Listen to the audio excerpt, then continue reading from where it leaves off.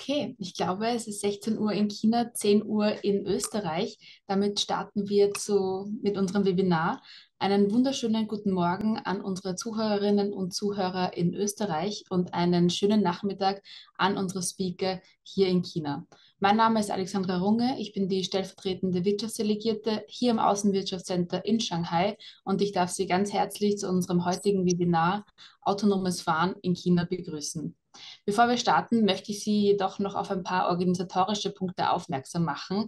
Und zwar sind Sie während des Webinars auf Stumm geschalten. Sie können jedoch jederzeit Fragen stellen in die Chat-Funktion. Ich würde Sie auch dazu eigentlich sehr ermutigen, damit wir im Nachgang eine dynamische Q&A-Session haben mit unseren Speakern, die heute dabei sind. Noch dazu wird das Webinar aufgezeichnet und die Aufzeichnung gemeinsam mit den Folien Ihnen im Nachgang zur Verfügung gestellt. Ich dürfte nur die Speaker bitten, noch auf stumm geschalten zu sein, damit wir noch keine Nebengeräusche haben. In unserem heutigen Webinar wird zuerst Magister Christian Fuchsteiner, der Wirtschaftsdelegierte vom Außenwirtschaftscenter Shanghai, einen Erstüberblick über die wirklich äußerst dynamischen Entwicklungen im Bereich des autonomen Fahrens in China geben. Und in weiterer Folge werden unsere Speaker Fachvorträge halten und einen tieferen Einblick in die Welt des autonomen Fahrens in China geben. Es freut mich in diesem Zusammenhang sehr, Herrn Yu, Direktor der Abteilung Prospective Technology am Shanghai Motor Vehicle Inspection Certification Tech and Innovation Center, sehr langer Name, die Abkürzung ist SMVIC, das ist im Prinzip das Äquivalent zum TÜV in Deutschland, willkommen heißen. Herr Yu verfügt über 16 Jahre Erfahrung im Bereich der Fahrzeugprüfung und ist derzeit bei der Prüfung intelligenter und vernetzter Fahrzeuge in der Lingang Demonstration Zone für autonome Fahrzeuge in Shanghai tätig. Weiters vorstellen darf ich Dr. Zhou, welcher nach langjähriger Berufserfahrung in der Automobilindustrie im Jahr 2022 das Unternehmen Fusion Ride in China gegründet hat, welches Wahrnehmungssysteme für autonomes Fahren anbietet. Unser dritter Vortragender ist Herr Kai Marcel Dodel. Herr Dodel lebt seit über 10 Jahren in China und hat nach 25 Jahren oder nach über 25 Jahren in verschiedenen Managementpositionen im letzten Jahr in Lingang seine eigene Firma namens Konen gegründet, welche sich auf emissionsfreie Langstreckentransporte fokussiert. Last but certainly not least, freut es mich natürlich auch sehr, dass wir eine Vertreterin eines österreichischen Unternehmens dabei haben. Im Jahr 2020 kam Frau Xia als F&E-Direktorin zu TTTech Auto, wo sie sich auf die Entwicklung der ADAS-AD-Plattformen für die Massenproduktion konzentrierte. Seit Ende 2022 besser gesagt, ist sie als Technical Director bei TTTech Auto tätig und leitete den Bereich der technischen Entwicklung und der Engineering-Aktivitäten.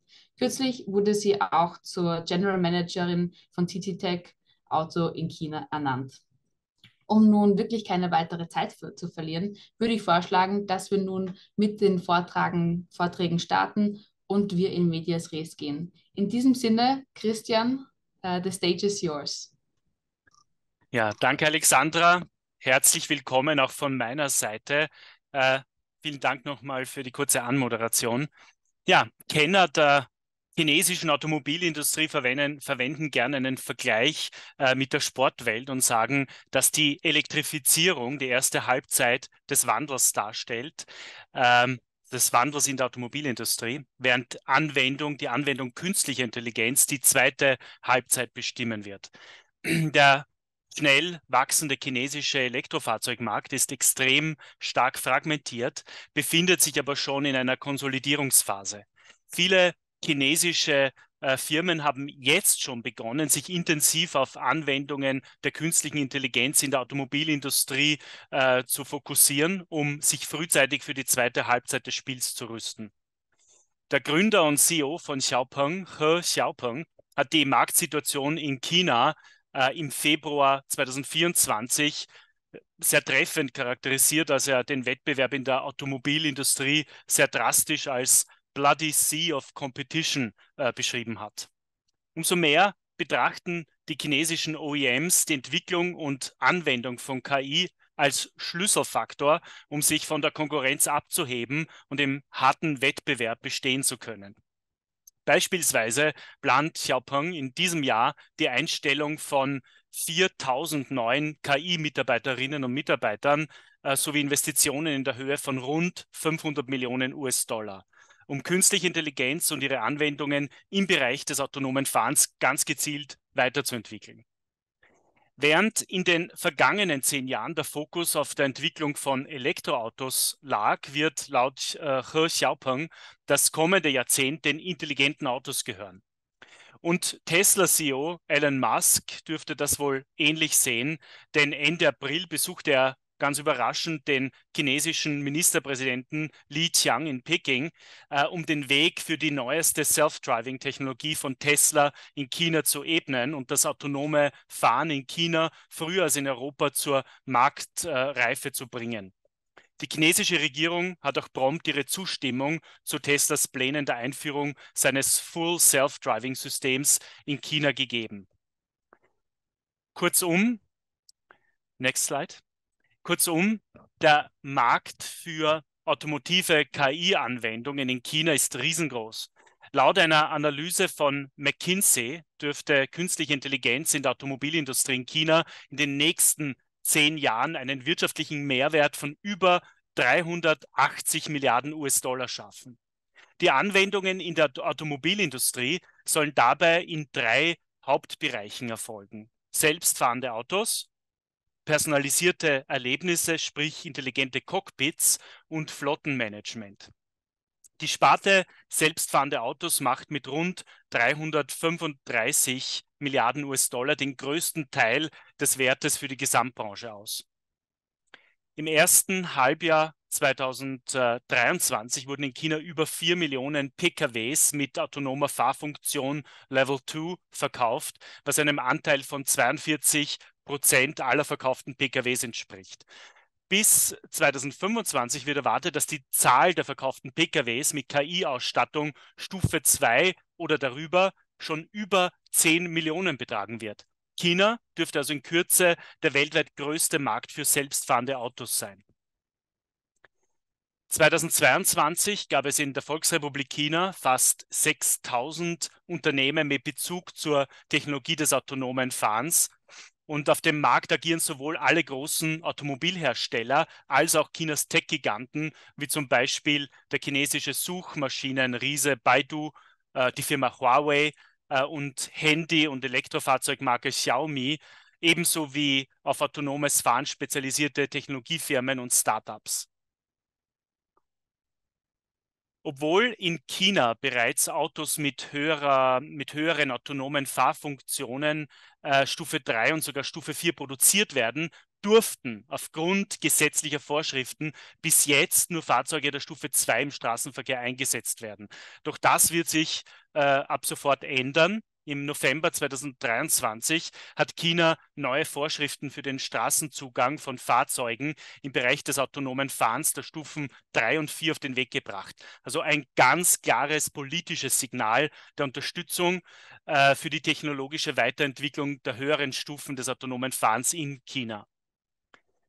Neben einem gut ausgebildeten und sehr umfassenden industriellen Ökosystem hat China mehrere bedeutende Wettbewerbsvorteile zu bieten. Der erste ist natürlich der Datenvorsprung. China hat den größten Automobilmarkt der Welt und das komplexeste Verkehrs- und Straßenumfeld, welches das Sammeln besonders reichhaltiger, besonders vielfältiger Datenressourcen für das autonome Fahren ermöglicht. Chinesische Unternehmen können auf riesige Datenmengen zurückgreifen, um die Leistung und Sicherheit autonomer Fahrsysteme kontinuierlich zu verbessern. Zweitens bietet der chinesische Markt nicht zuletzt dank der rasanten Entwicklung des Marktes für Elektrofahrzeuge eine große heimische Nachfrage nach Anwendungen autonomen Fahrens. Chinesische Verbraucher gelten als sehr tech-affin, sie sind begeistert von neuen Technologien und sind auch bereit dafür zu zahlen. Last not least hat China in den letzten Jahren eine relativ vollständige lokale Wertschöpfungskette für autonomes Fahren aufgebaut, und verfügt in diesem Bereich über eine große Zahl von gut ausgebildeten Ingenieuren und Forschern. Am weitesten fortgeschritten ist aktuell die Anwendung der Technologie des autonomen Fahrens bei den für die Industrie so wichtigen Systemen der fahrerlosen Logistik, aber auch fahrerlose Kleinbusse, fahrerlose Taxis, Kehrfahrzeuge, Baumaschinen oder Landmaschinen sind im Reich der Mitte schon längst Realität. Next slide. Das Außenwirtschaftscenter Shanghai hat seit Jahren einen Branchenschwerpunkt im Bereich Mobility und plant gemeinsam mit dem Außenwirtschaftscenter Tokio im Oktober 2024 eine spannende Zukunftsreise zum Thema autonomes Fahren. Dabei werden wir Ihnen chinesische und japanische Technologieunternehmen, OEMs, Forschungseinrichtungen und Anwendungsszenarien des autonomen Fahrens näher bringen und mit führenden Experten der beiden Länder ins Gespräch kommen. Ja, in diesem Sinne würde ich mich sehr freuen, Sie bald schon hier bei uns in Shanghai, Ostchina begrüßen zu dürfen und gebe damit wieder Retour an meine Kollegin Alexandra Runge. Vielen Dank für Ihre Aufmerksamkeit. Vielen herzlichen Dank für den wirklich spannenden Überblick über die unfassbar rasante Entwicklung, die China bereits im Bereich KI, intelligenter Lösungen im autonomen Fahren gemacht hat in den letzten Jahren. So, Mr. Yu, I already introduced you in the very beginning. So therefore, without further ado, we will look forward to your presentation. The stage is yours. Okay, thank you, Alexander, and also thank you, Christine, invite me to give you an introduction about. Sorry, I will share my screen.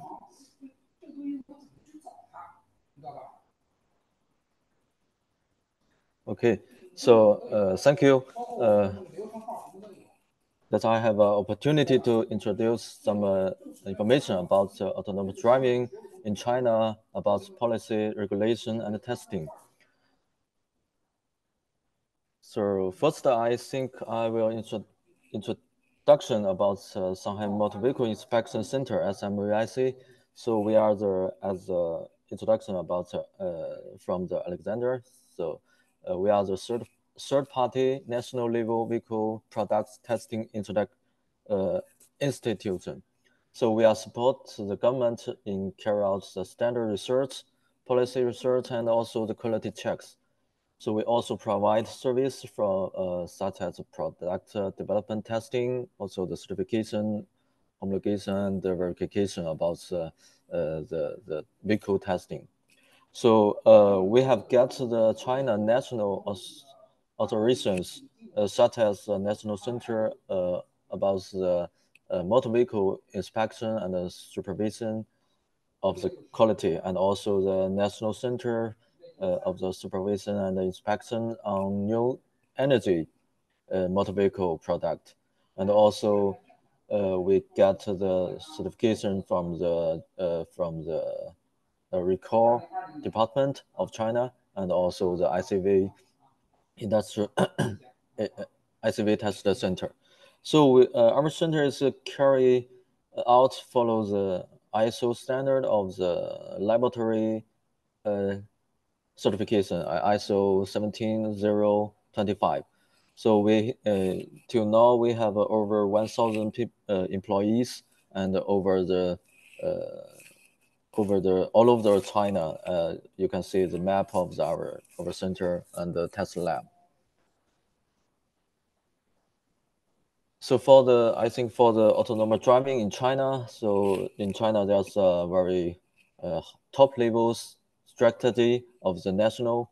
It's about the intelligent connected vehicles. So it's not only about autonomous driving, but also the connected vehicles. So from the 2020, the sixth department of the China, the top level department, have released the intelligent vehicle innovation development strategy. And this strategy is top level design and planning of the national ICV and also including the industry, also including the testing, demonstration, and all of this. So in this strategy, there's three main ideas. It's about integrated development, include the intelligent connected vehicle plus new energy, and also plus the transportation, and plus the smart cities. So follow this top level strategy that the China, some cities like Shanghai, Beijing, and other big cities do a lot of demonstration and about to accelerate the technology integration and also the industry development. So for the China autonomous driving policy, that's based on three parts. As the last page, as I've said, that's the top policy. It's about the national and the local policy and guiding the documents on the intelligent vehicles, intelligent connected vehicles. It's including the how to driving on the road, how to write the standard. And the second level is about the Chinese standard. That's including the mandatory and the recommended national standard, the GB and GBT. And also the local standard, such as Shanghai, Beijing, there's local standard. And also some standard from the industry. There's right the standard to give the management for the Chinese autonomous driving, or also the ADAS systems. And the third part is about the international standard, because in China China have a lot of cooperation with other countries, also other in the standard level, such as we also in China, the China expert also attend the WP 2029 to about the autonomous driving groups, and also have the cooperation with the UN ECE and also American Standard FMVSS, such of this. And in the 2021, there's the Industry and Information Department of China that's released an opinions on the strengthen the access management of the intelligent and connected vehicles for the manufacturer and the products. And this policy have update in the 2023, the last year, and gives a guide of how the manufacturer to access the ICV and also on the driving on the road. So in this policies, there's give some information about how to for the what the government care about, such as the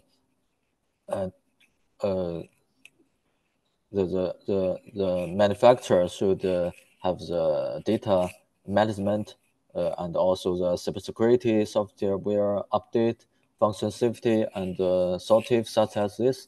And also at the same time, the China also writes the cybersecurity, the standard, the national standard of the cybersecurity of the OTA, and these two standards they will release the next year. So this is the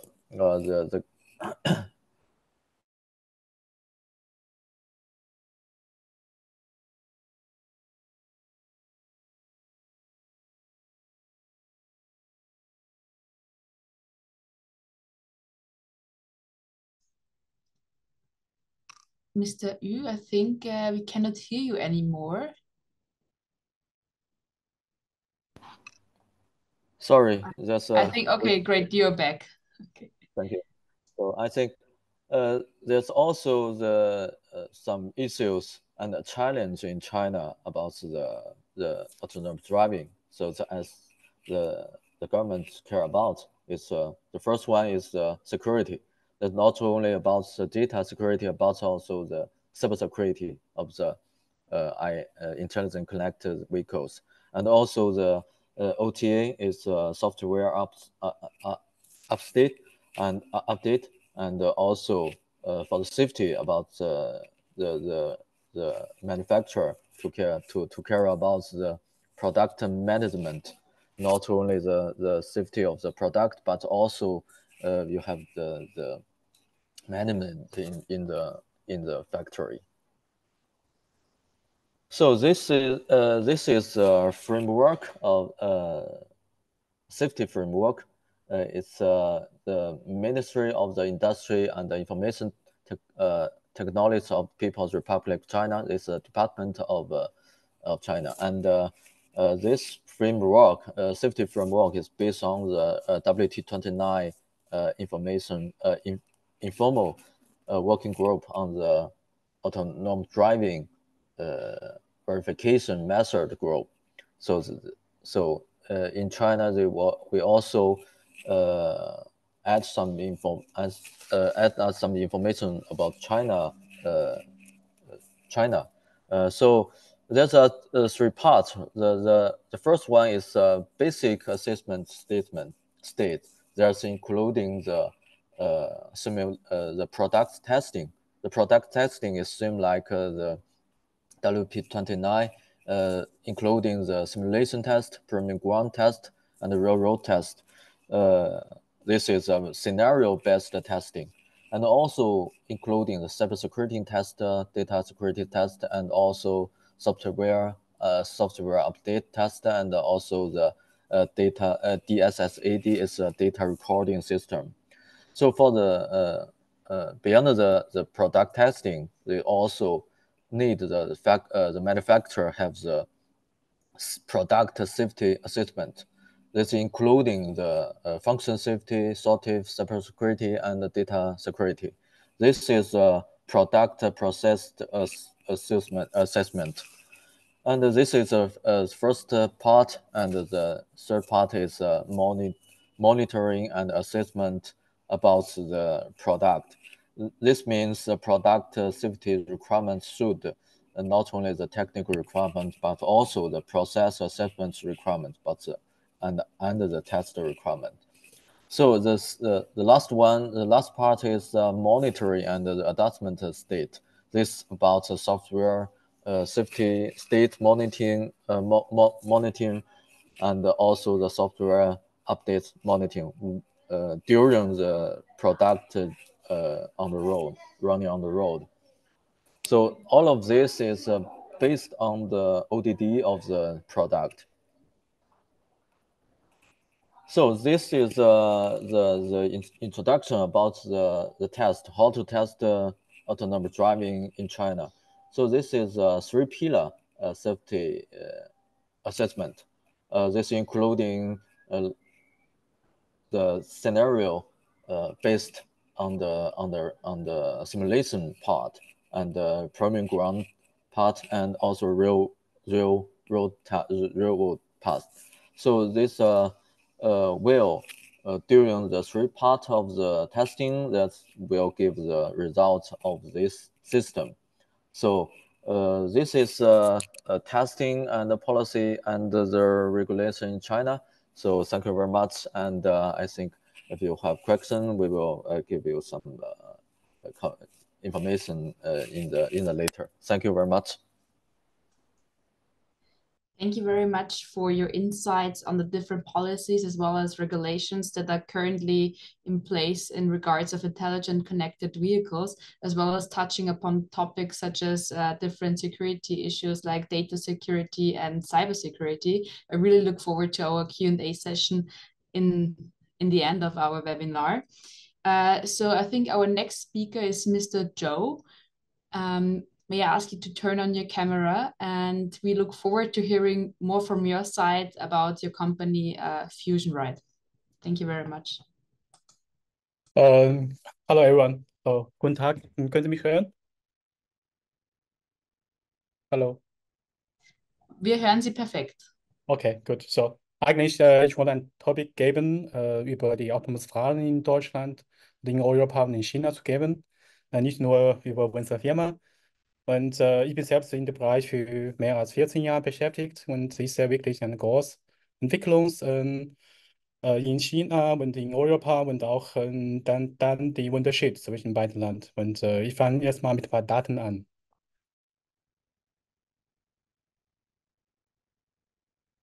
So.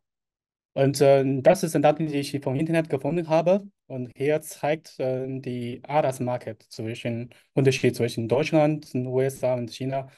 Natürlich spricht Deutschland auch für die gesamte Europa. Und hier gibt es schon eine sehr, sehr interessante Zahl.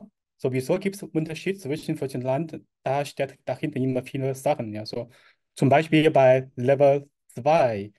Und Level 1, man sehr deutlich, dass in Deutschland gibt es mehr Anteil von Fahrzeugen mit dem Level 1 System als in China. Und wieso? Nach meiner Meinung ist das, gibt es zwei Gründe dahinter. Erst, die europäische OEMs fokussieren mehr auf Profit, nicht nur technische Sachen. Und wenn man die Gewinn, den Report von 23 liest, dann man sieht deutlich, dass die Top 10 OEMs sind alle europäische oder amerikanische OEMs. Die chinesischen OEMs sind zwar am Stückzahl stark, aber am Umsatz wenig. Ich glaube, dahinter steht, dass die europäischen OEMs sind trotzdem immer noch an den Fokus auf Umsatz oder Gewinn, nicht auf technisch. Aber gleichzeitig wegen die General Safety Requirement von Europa, dass jedes Fahrzeug muss eine Kamera und DMS haben, um dann die Geschwindigkeitsbegrenzung zu lesen, bla bla bla, um das Fahrzeug sicherzustellen, nicht autonom zu fahren, sondern mehr Sicherheit zu bringen. Deswegen man sieht deutlich mehr Level 1 auf die europäische Fahrzeug. Das heißt auch, dass die Gesetzgeber in Europa und in China machen ganz andere Strategie. Und wenn Europa wirklich mehr Anteil von Level 2 oder Level 2 Plus oder Level 3 haben möchten, vielleicht kann der Gesetzgeber auch was machen dahinter. Okay. Und hier ist auch eine andere interessante Zahl, das ist der Vergleich, die Level 2 Brand Unit bei Market. So, in Deutschland, es gibt immer insgesamt 12 Carmaker, die Level 2 Plus bietet. So, Level 2 Plus heißt, es gibt auch eine autonomes Lane Change Assist auf Autobahn mindestens. Und in China gibt es 37. So, das ist schon ein schlechtes Zeichen für Europa, weil die technische Entwicklung oder die Preisentwicklung passiert nur, wenn es genug Konkurrenz gibt. Und man sieht deutlich, dass in China gibt es deutlich mehr Konkurrenz. 37 Carmaker versuchen, Level 2 Plus System zu bieten. Das heißt, es geht nicht nur um Preis, sondern auch um die Performance und Safety. Und ich finde, das ist auch ein Großdruck für Europa. Ich glaube, die europäischen OEM müssen wirklich denken, soll man immer noch auf Umsatz oder Gewinn fokussieren oder muss man auch auf technisch ein bisschen mehr investieren muss. Und sonst, der Unterschied zwischen Europa und China wird immer größer und größer, äh, weil die Beschleunigung von der Entwicklung in China ist noch höher als in Europa. Und ich finde, das ist ein Zeichen, ja, dass die europäischen OEM müssen mich gedenken, wie macht man in der Zukunft.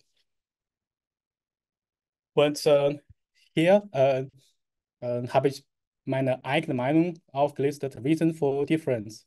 Sowieso gibt es einen großen Unterschied zwischen Europa und China an autonomes Fahren. Und ich finde, gibt es vier Gründe dafür. Ja. Zuerst ist die Customer Demand. So für die meisten äh, Kunden in Europa, vielleicht, ob die Motor mehr PS hat oder ob das Auto besser aussieht, vielleicht sind mehr wichtiger als die autonomes Grad, weil nicht jede Person in Europa möchte unbedingt autonomes Fahren haben. Natürlich, ich bin selbst in der Branche. Ich selbst muss mehr auf autonomes Fahren konzentrieren oder fokussieren, aber trotzdem, wenn ich ein Auto kaufe, ich möchte auch schauen, ob es mehr PS gibt oder ja, wie sieht das Auto aus? Ja, deswegen für die meisten Kunden auch in Europa vielleicht die ganzen Anforderungen an autonomes Fahren ist nicht so hoch. Deswegen möchte die OEM auch nicht so viel Mühe geben, um in die Richtung autonomes Fahren. Ich finde, das ist der Grund, wie man denken muss. Und auf der anderen Seite, auf technischer Seite, ich glaube, dass in Deutschland, in Europa, besonders in Deutschland, die ganze Software-Engineering ist ganz weit nach hinten, weil wenn man Hardware entwickelt, Europa hat immer die beste Qualität und auf die Design, besonders auf die Produktionsqualität. Qualität. Aber auf Software-Ebene, ich muss sagen, dass im Vergleich zu USA und China die Softwareentwicklung oder die Software-Engineers Level oder Anzahl ist deutlich nach hinten. Und heutzutage, man braucht immerhin gut Hardware für Fahrzeuge, aber die Software bekommt mehr und mehr wichtig und es wird leider ein gut Ausbildungsmarkt in Europa, um mehrere gute Software-Ingenieure anzubieten. Ich habe selbst auch in Deutschland versucht, gute Ingenieure anzustellen, aber es ist wirklich schwer. Ja, so die meisten Software-Ingenieure können die Forschungsgespräche nicht teilnehmen oder die geben nicht gut Performance. Natürlich, es gibt doch trotzdem gute Ingenieure hier in Europa, aber insgesamt im Vergleich zu den Anteilen in China oder in den USA, äh, es fehlt einfach Software-Ingenieure in Europa. Und ein ganz, ganz wichtiges Topic ist, was ist safe? Ja, so, man hört immer, dass es gibt viele Level 2 Unfall oder Fahrzeugunfälle in China und das Fahrzeug sich in autonomes Fahren Mode sich befindet. Und dann hat viele Freunde von mir in Europa auch immer gesagt, ja, die Chinesen machten keine Safety Case Check oder Safety Design.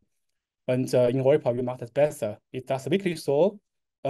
Ich glaube auch nicht, weil ich bin selbst auch mit vielen Fahrzeugen in Europa gefahren. Auch bei Level 2 ist manchmal die Fahrzeug hat auch ihr Feature verloren und man muss selbst ganz schnell die Zugriff übernehmen.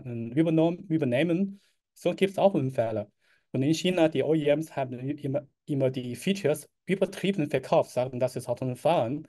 Deswegen passiert viele Unfälle. Und ich finde, an dieser Stelle muss man wirklich schauen, ja, so, was heißt safe? Aus meiner eigenen Meinung, safe heißt nicht, dass man, bevor die Projekt oder Produktion alle Möglichkeiten vorher denken, sondern es geht auch, dass man immer in Praxis die Sachen testen. Ich finde, diese Praxis testen oder Software updaten, es fehlt einfach in Europa. Man versucht immer am Anfang alles vorzubereiten und erwartet, es gibt keine Corner-Case mehr, wenn das Fahrzeug sich auf dem normalen Start befindet. Aber das ist kaum möglich, dass man alle Corner Case vorher prädizien. Wir sind hier, das ist die Sachen, die man hier in Europa verbessern muss. Natürlich auf der anderen Seite in China muss man doch vorher mehr vorbereiten. Man kann nicht alle Fälle auf die Straße denken und über Software-Updates die Softwarefälle korrigieren. Zum Beispiel die M7-Unfall in China, ich weiß nicht, ob ihr im Internet gelesen habt. Und das fällt einfach eine Safety Design, dass wenn ein Unfall passiert ist, man muss die Tür öffnen könnte. Das ist fällt einfach in China. So, ich finde beides Bereiche oder China und Europa müssen beides verbessern in verschiedene Richtungen. Und natürlich auch auf der anderen Seite hier in Europa, man redet immer über Work-Life-Balance. Und natürlich, das ist wichtig. Ja, ich möchte auch selbst eine bessere Work-Life-Balance haben. Nachdem ich an Startup in China teilgenommen habe, ich habe wirklich meine eigene Work-Life-Balance verloren. Aber ich finde, in Europa es fehlt einfach die Motivation. Hier hat man alles. Ja, so mehr Stunden zu arbeiten. Man fragt immer, wieso. Und noch was dann Neues zu lernen, zum Beispiel End-to-End oder äh, 3D-BEV oder Transformer, das ist ganz neue Begriff. Man kann jeder Ingenieur in China fragen. Die meisten von denen können die Fragen beantworten. Aber hier in Europa, ich habe auch meine Art Kollegen in Deutschland und UK gefragt und die können meistens nicht beantworten, was steht hinter Transformer? Wieso kann man im Transformer-Netzwerk ein autonomes Fahren Performance verbessern? Ich finde, das sind die Sachen, dass man hier verbessern muss. Und hier in China, ich finde, man macht einfach besser. Okay.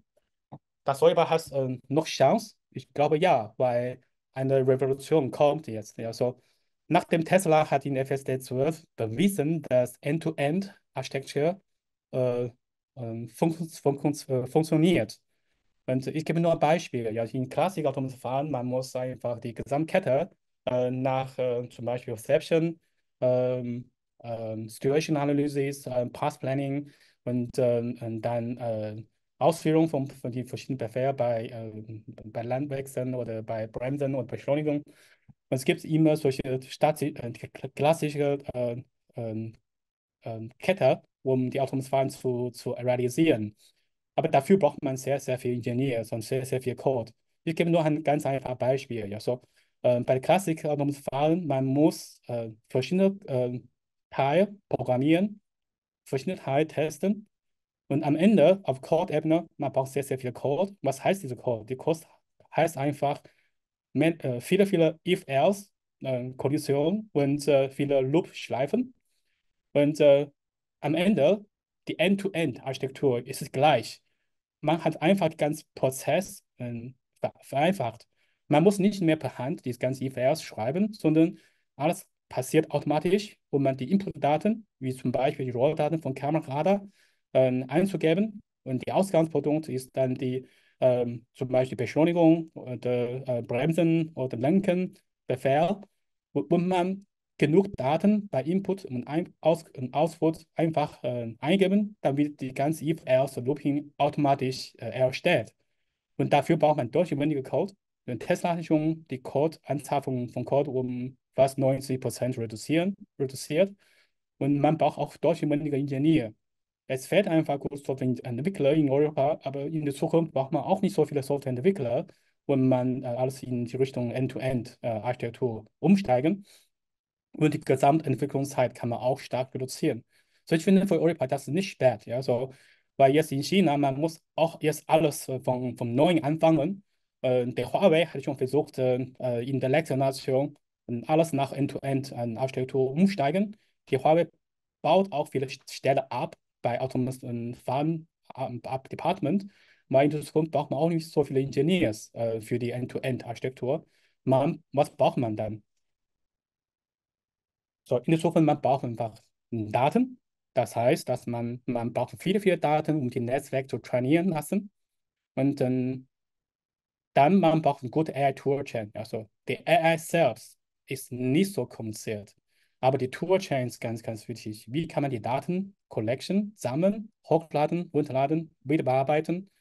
Wie kann man die ganze Regulation anpassen, die ganze Privatschutzgesetz verfolgen. Und dann ist die Processing Power. Man braucht wirklich sehr, sehr Processing Power. Und wenn man an diese drei Städte guckt, dann ist Europa gar nicht so schlecht. Obwohl Europa an den autonomen Fahren ein bisschen hinter ist. Ich finde, es gibt eigentlich jetzt eine neue Chance. Jeder Land stellt wieder von Beginn an. Wo man Daten hat, wo man gute AI-Toolchain hat, wo man genug Processing Power hat, kann man trotzdem ein sehr, sehr gutes autonomes Fahren-Produkt entwickeln. Besonders hat Europa auch sehr, sehr gute Hardware-Erfahrung.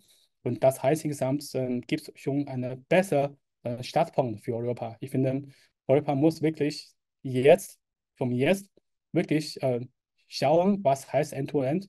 Und man muss wirklich dann die entsprechenden Sachen vorbereiten. Die Daten, wie kann man die Daten teilen zwischen Europa und China und USA? Wie kann man die Daten zwischen verschiedenen Ländern in Europa teilen? Wie kann man die ganze AI-Toolchain Entwickler ausbilden lassen? Und woher kommt die Processing Power? Und wo soll man die ganze Training Data Center oder die AI Processing Center bauen? Das sind alle Fragen, dass die Union in Europa, besonders die Gesetzgeber, schauen muss. Und allerwichtigste Sachen für alle ist die Safety. Also die Europa kann immer gut Design machen und Chinesen können gut Praxis machen, aber ich finde, man muss beide kombinieren. Man, eine, eine Vordesign kann nicht alles retten und die Praxis und Korrektur nach schlechtem Design kann auch nicht alles korrigieren. Ich finde, insgesamt muss man hier in Europa auch aufpassen, dass man wirklich mehr Mühe für Praxis geben. So, das ist meine Präsentation und vielen Dank.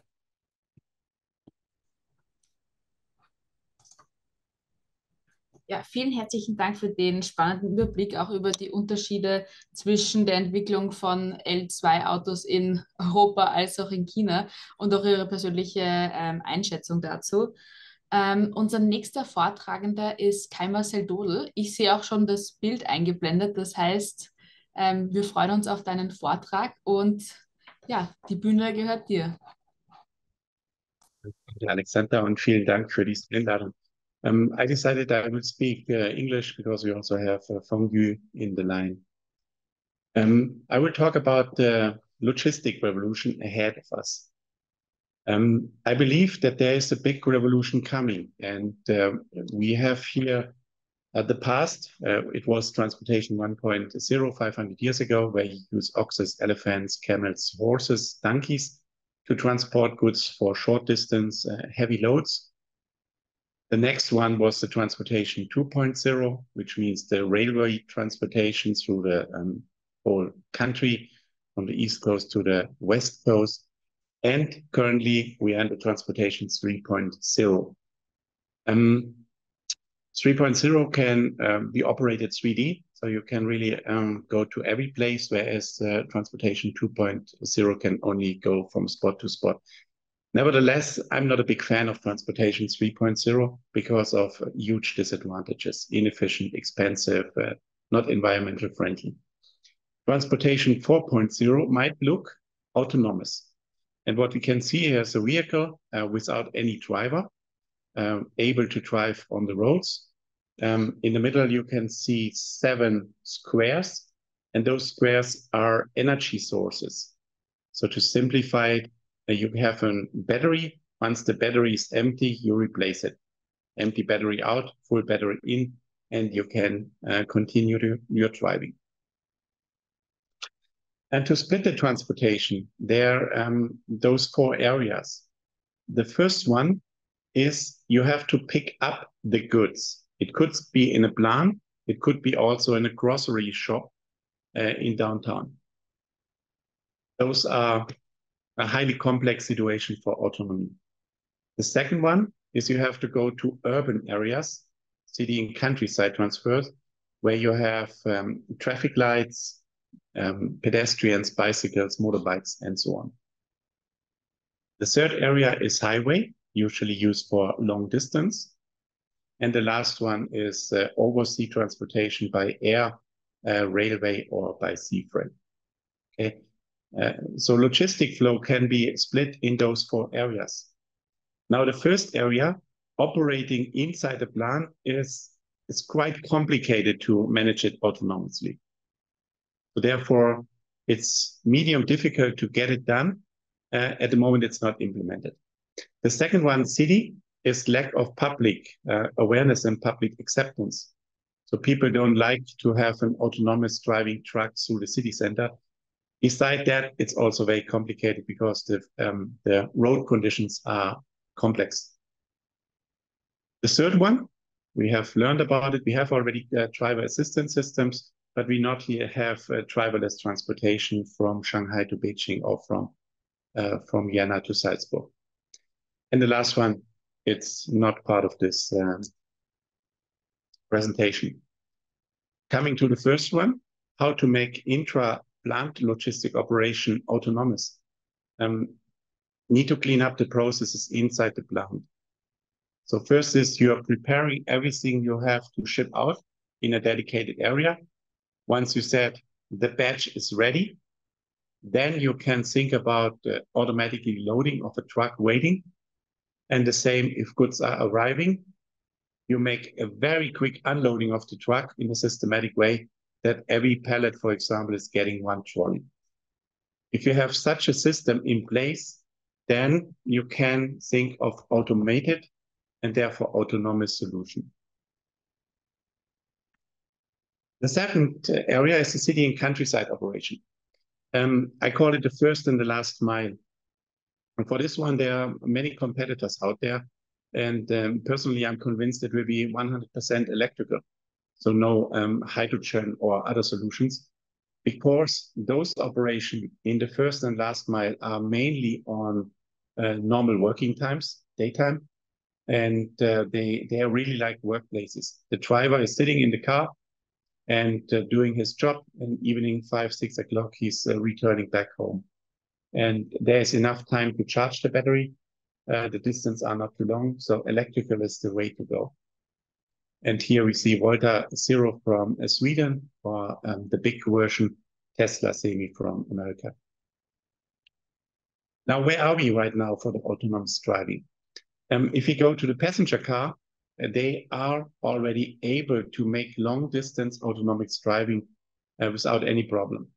I even go that far that I said every car more than 25,000 euro expenses in China is able to drive from the north to the south or east of China autonomously. So the technology is available. It's getting better every day, but it's really not anymore rocket science.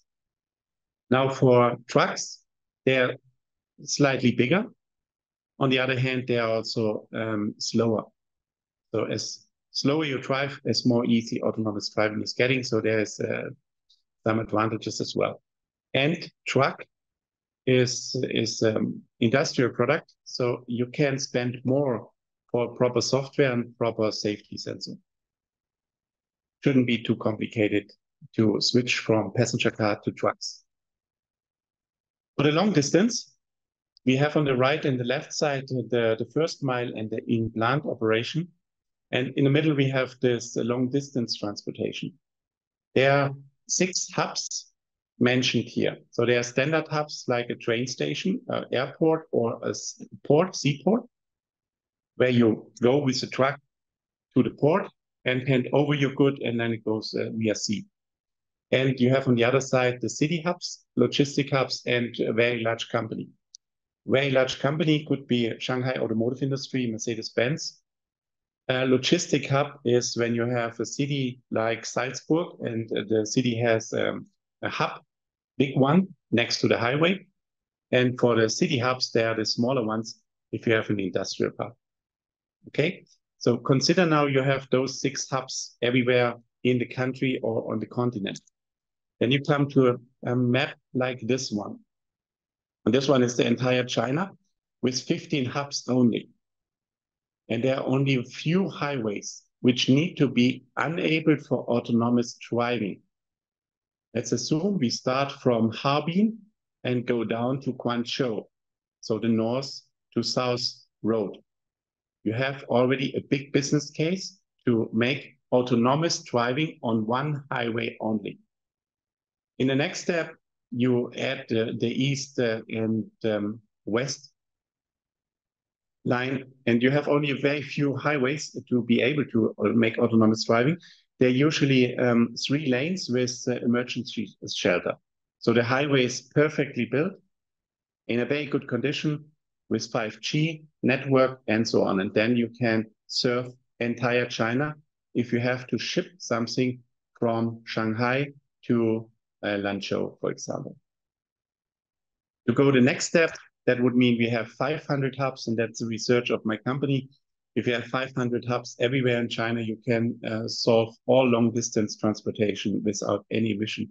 And because no driver, 24/7 operation, it leads to much cheaper costs at the end.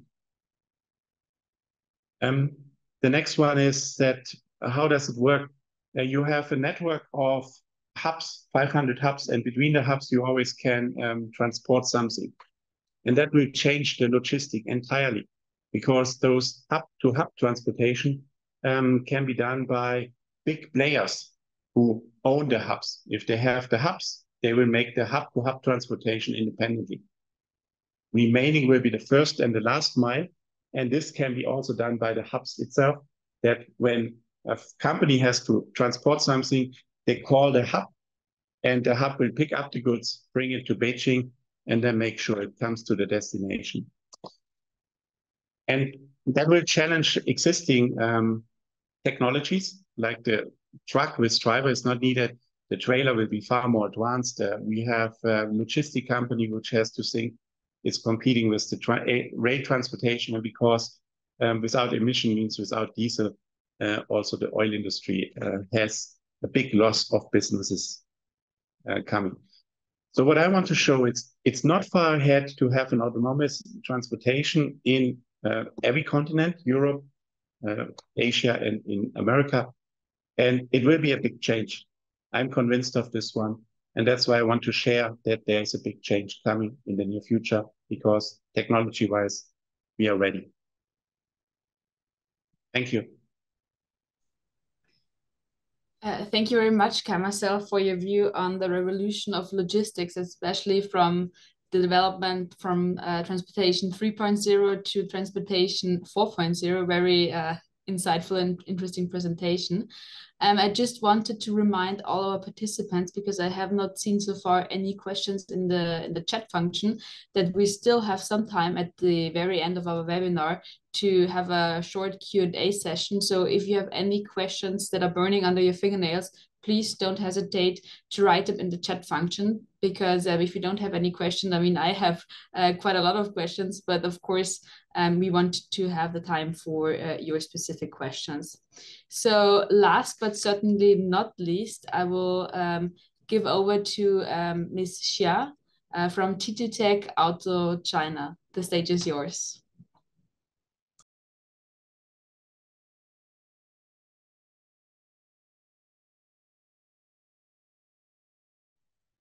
Thanks, Alexander.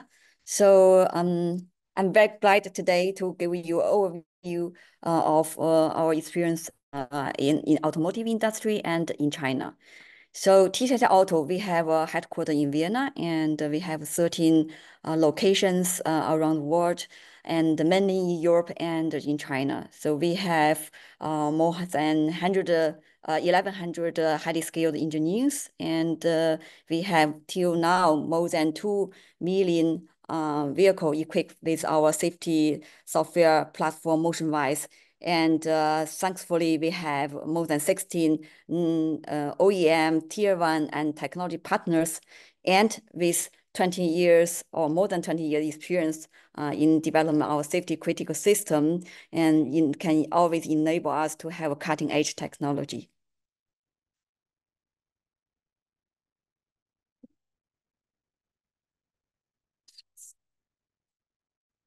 So in TT Auto, we firmly believe in the 4 SDV. So what does it mean? Everyone knows, everybody talk about in the autonomous driving about software-defined vehicle. And we truly believe software alone cannot make the autonomous driving successfully. So we must and have to take a system-level approach so that we can have a safe and secure system which combines the software and hardware.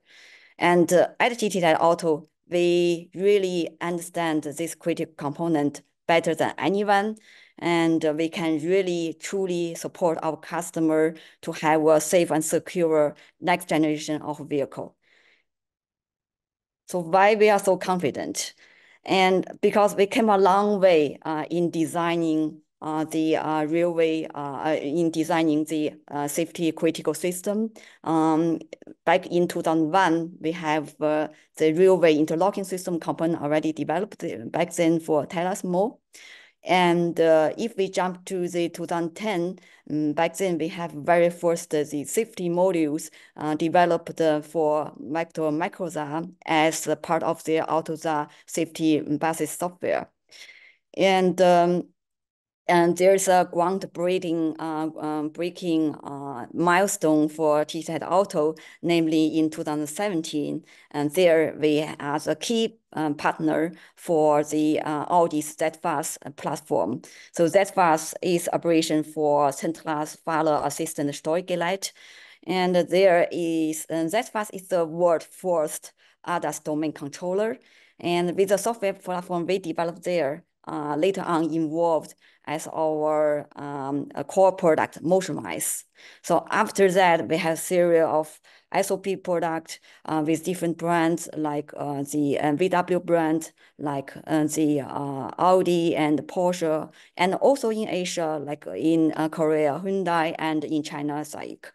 So in total, we have more than 2 million on the street. And if we look at forward for next for our 5 years, we have 9 million, more than 9 million cars in the pipeline, and the number is continue increasing.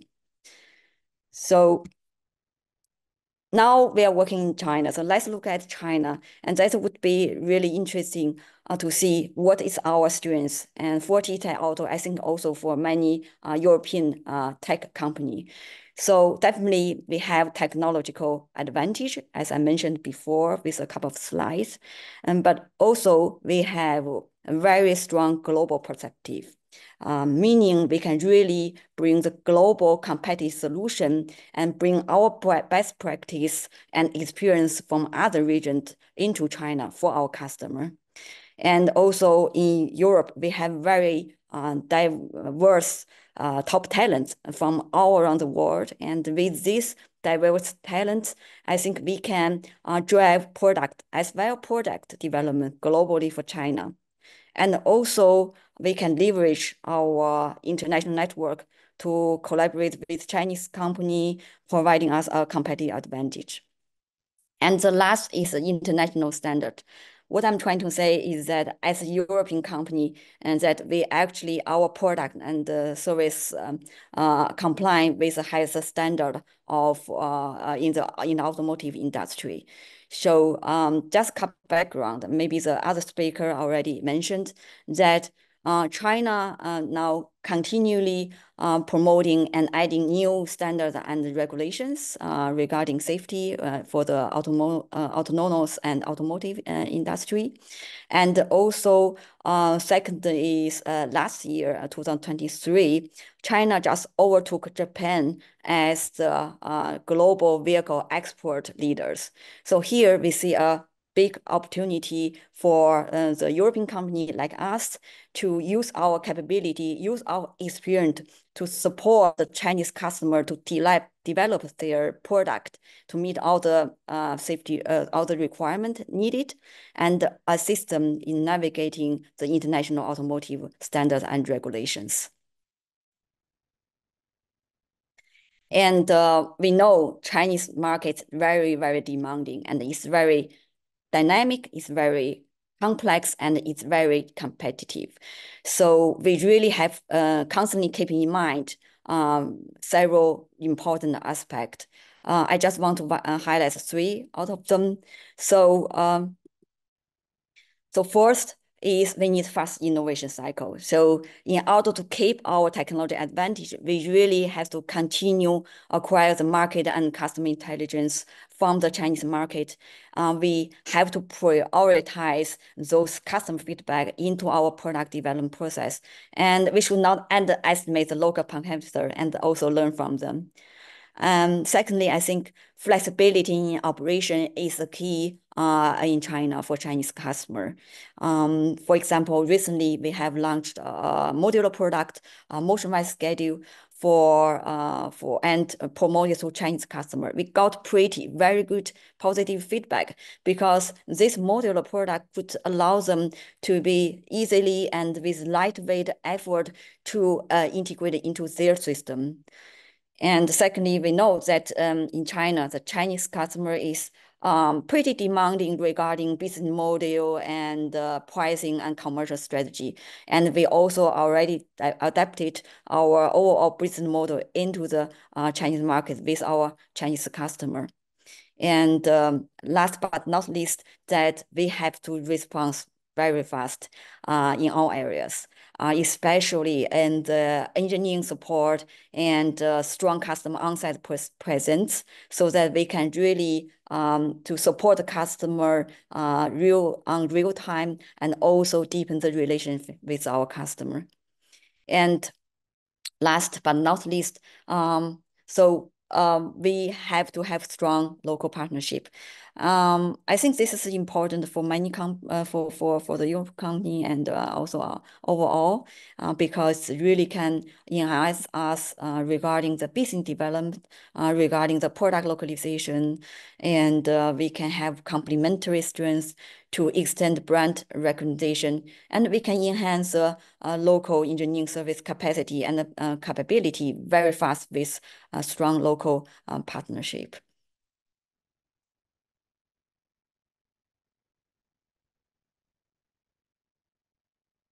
And the last piece of information I want to share with you is that the autonomous event, TTI Auto initiated it 4 years ago, and it's always in Vienna. And it's a community platform to bring the executive leaders and experts in the automotive industry to exchange, to collaborate, to solve the safety challenges for the autonomous e-mobility industry. And you're more than welcome to join this year, September. Thank you very much for listening. That's all from my side. Thank you very much, Ms. Xia, and also thank you for providing us with this really interesting overview of actually an Austrian company that is active in the Chinese market, also really emphasizing the importance of fast innovation circles and also the need for flexibility in operations. So with that, I would actually like to ask all our speakers to turn on their cameras again so that we can jump right into our Q&A session. Since we received some questions in the meantime in the chat function, I will just start reading them, and whoever thinks or wants to answer, please just unmute yourself and answer the question. So the first question we got, my question. I work with Asfinag, Austrian Highway, on their WMIZ. They build a big control center in Intersdorf with WMIZ software to control and steer the traffic. Question 1. How traffic control will be done in China? Fully centralized? Question mark. Or are there control centers for autonomous traffic, like for detect accidents and proposed deviation? Question mark. Is there one of your speakers that wants to jump right into this question and answer this one? Honestly, I have no idea, so I cannot answer this.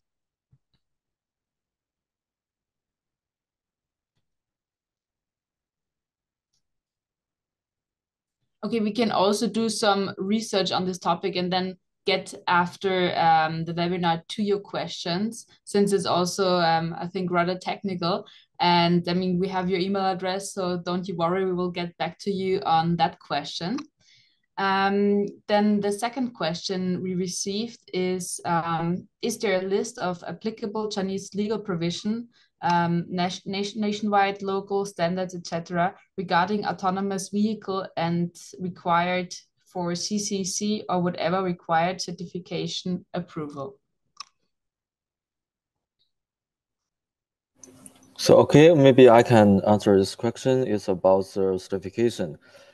So for the autonomous driving, I think till now, in China, there's still in the pilot assessment pilot project. It's not really CCC certification, and so there's the there's no very fully list about how the legal requirement. So I think in China, the government still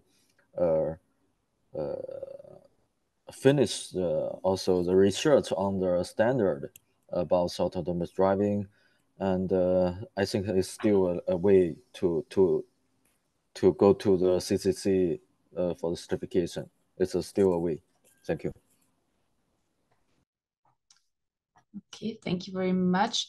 And we also received a second question from the first person. If it's again too maybe specific, we'll answer this question maybe after the webinar. I will still read it out loud, so maybe if some of you might jump in.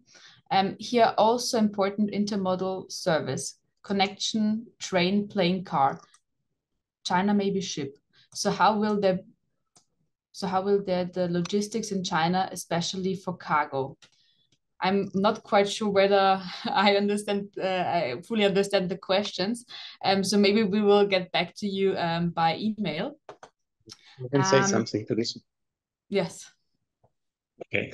So for this intermodal transportation, Yes, of course, in China we have already this fully autonomous from the truck to the sea, right? Yangshan port is fully autonomous without any people working there, and the same is coming.